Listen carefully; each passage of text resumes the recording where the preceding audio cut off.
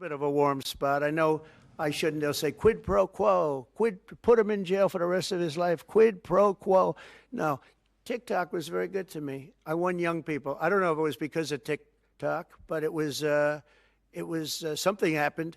No Republican has ever won they call them young people. Young people, you can define it a lot of different ways, but I won every age group in young people. And it never happened, and won by 37%. That's a lot. Yeah. Back on Iran, did you warn Prime Minister Netanyahu against taking some sort of actions that could disrupt the talks there in a phone call last week? Well, I'd like to be honest. Yes, I did. Next question, please. Just last on sanctions. I did, yeah. If Senate Republicans want to push It's not a warning. I said I don't think it's appropriate. What exactly did you tell him? Did you I just said I don't think it's appropriate. We're having very good discussions with him, and I said I don't think it's appropriate right now. Because if we can settle it with a very strong document, very strong, with inspections and no trust. I don't trust anybody. I don't trust anybody. So no trust. I want it very strong where we can go in with inspectors. We can take whatever we want. We can blow up whatever we want, but nobody getting killed. We can blow up a lab, but nobody's going to be in the lab, as opposed to everybody being in the lab and blowing it up, right? Two ways of doing it. Yeah, I told him this would be inappropriate to do right now because we're very close to a solution. Now, that could change at any moment. Could change with a phone call. But right now, I think they want to make a deal, and if we can make a deal, save a lot of lives. When do you think a deal could happen on Iran? On which? A deal with Iran could happen. When do you I don't know. I think over the next couple of weeks, if it happens. Yeah. And on the, when could the administration resume the interviews for foreign students' visa? When do you think your administration could resume these interviews? On what? For the foreign student visa. Yesterday there was... for the French visa? For the French too, but all the foreign students. Oh, for the foreign visas?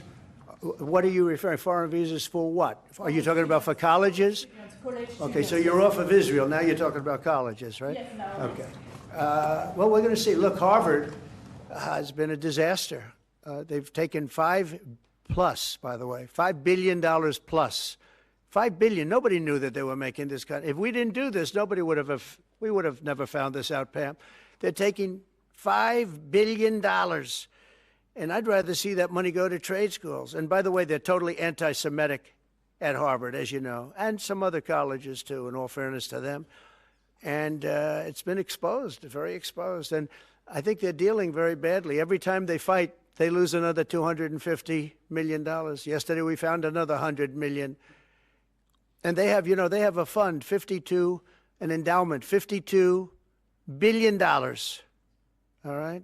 They get a lot of that from the United States. And I think it's ridiculous. I think everyone's coming up to me saying, we love the idea of trade schools with that kind of money, and money from others, but money from them.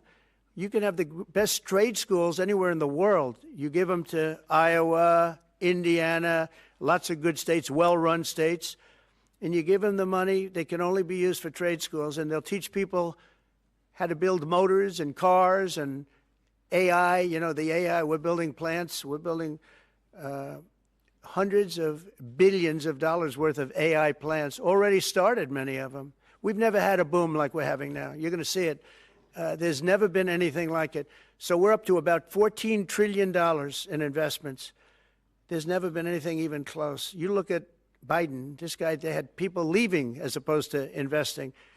And they're doing it because of November 5th, and they're doing it because of the tariffs.